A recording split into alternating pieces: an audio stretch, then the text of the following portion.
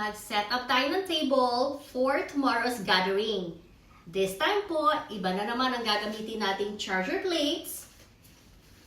Red ang gagamitin natin. If you actually watch yung pong aking unboxing the other day, ito po yung charger plates na binili ko. Okay. Ito po yung actually it's burgundy, not red. So we are going to use this charger plates. At syempre, kailangan po lahat ng gagamitin natin, we need to make sure na walang alikabok. Kasi kahit po ba naka-sealed yan, naka-plastic, syempre hindi maaalis yung may mga alikabok pa rin dyan, ano? So ang gagamitin natin, 5 charger plates. At hindi tayo, kung mapapansin po ninyo, hindi ako naglagay ng table runner. So, maiiba naman this time. Wala tayong table runner. 5 plates ang ating gagamitin.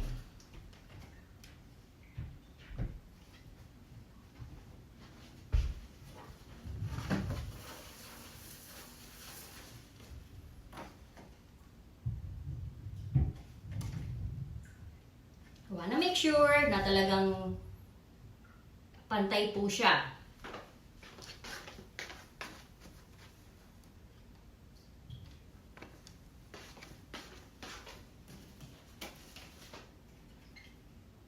Okay, so now we have 5 charger plates na nasa dining table natin. And what's next? Ang ilalagay ko po ngayon, wala po tayo ngayon dinner plates. Ang gagamitin po natin, ang pasta bowl natin because tomorrow I'm going to serve spaghetti tomorrow. So magluluto po ako ng spaghetti mamaya para po ready na for tomorrow. Siyempre, kagaya ng sinabi ko, bawat gagamitin po natin na gamit, kailangan make sure napupunasan po natin kasi hindi natin mamamalayan yung mga alikabok dyan, di ba? So, ayan, ang ating pasta bowl.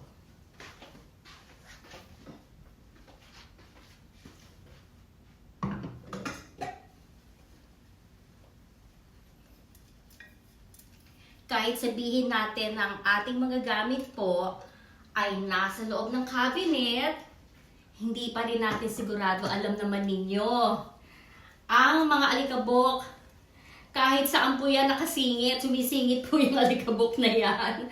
Diba? Minsan magtataka ka, sarado na nga yung bahay, nagkakaroon pa rin ng alikabok. So, wanna make sure na ang mga gagamitin po natin ay talagang malinis. Kaya ayan, pinupunasan ko siya mabuti. I don't wanna take chances at sasabihin ko, well, malinis na yan, pero hindi natin alam talaga kung talagang malinis nga kasi nga, sabi ko sa inyo, ang alikabok talaga kahit saan nga sumisingit. Okay, so charger plates at ang ating pasta bowl. Anong kulay dyan? Siyempre, ang ating mga utensils.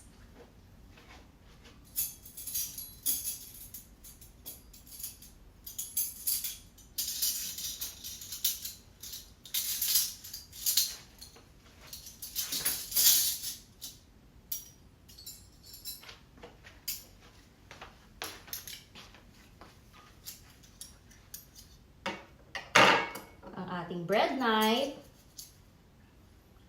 Siyempre, kailangan natin ng ating spoon. At ang ating fork.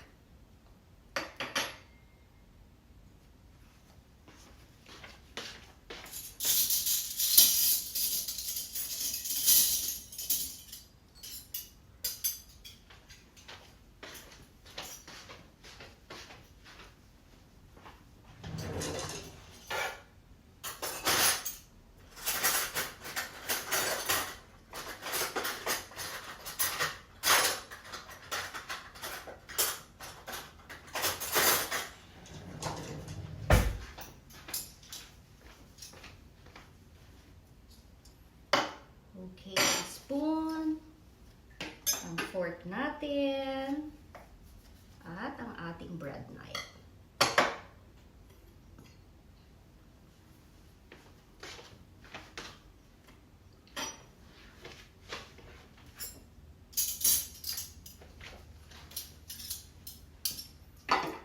Fork, spoon,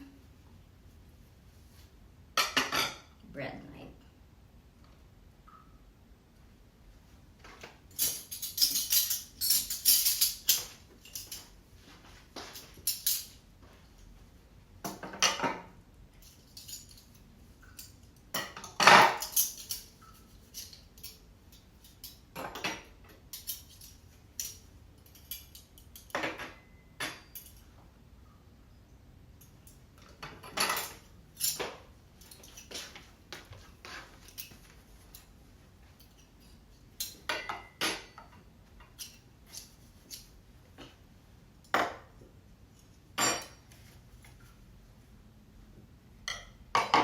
So, sumobra tayo ng isang bread knife. Okay, so what's next? Siyempre, ang ating water glass.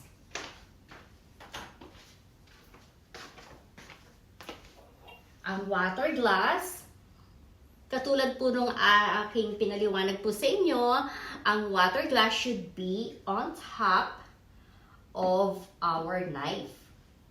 Right side, ang ating water glass.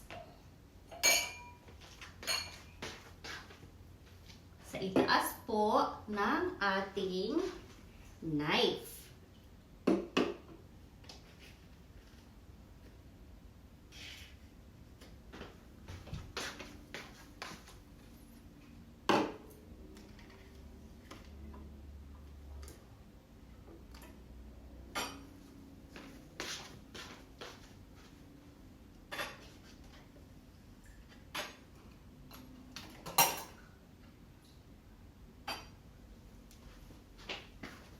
Okay, so kumpleto na ang ating water glass.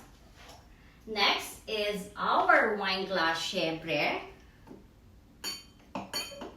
While having lunch or dinner, habang kumakain, masarap syempre ang may wine.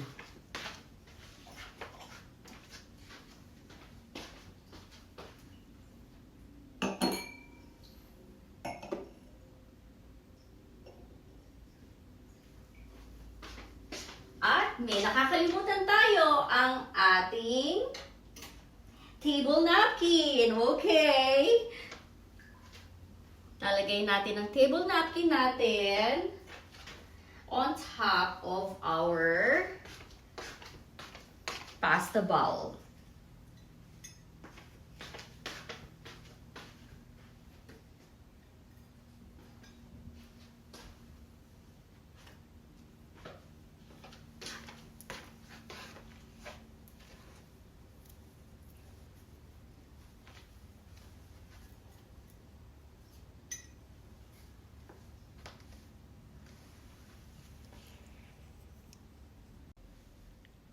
At syempre, to complete our table settings, anong kulang? Ang ating wine.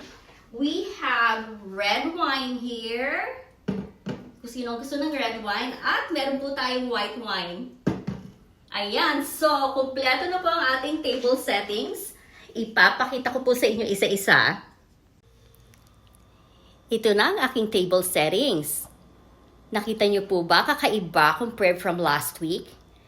Kasi po, last week, we had salad at meron din po tayong main course last week. Pero for tomorrow's gatherings po, pasta lang po ang isa-serve natin. Dahil nga po, we are going to the restaurant. So, the main purpose of setting up this pasta bowl, kasi nga po, baka mamaya magutom sila. Siyempre, if we're just going to have salad sa aming pupuntahan, later, I know for sure na talagang gugutumin ng mga friends ko. So, nag-ready na rin ako at naghanda ako ng pasta for them. Pero tignan po ninyo, ano, napakasimple, napakalinis pong tignan at napaka-elegante. Sana po nagustuhan ninyo ang aking table settings this time. Kakaiba po compared from last week. Hindi po ba't ang ganda niyang tignan? Especially the color red. Ang ganda-ganda po niya, no? At kung mapapansin din ninyo, wala tayong table runner. Hindi tayo gumamit ng table runner kasi para bang if I put the table runner, magiging too much na ang ating it's magiging parang eyesore na po. Yun ang tawag ko, magiging eyesore na kasi too much na ang magiging parang dekorasyon ng ating lamesa. So I just wanna make sure that it's just simple, it looks neat, and it looks elegant. Sana po ay nagustuhan ninyo ang kakaibang table settings ko ngayon. Marami pong salamat sa panonood. Don't forget to click like, comment, share, and subscribe po sa aking YouTube channel. Thank you so much. See you guys later. Bye!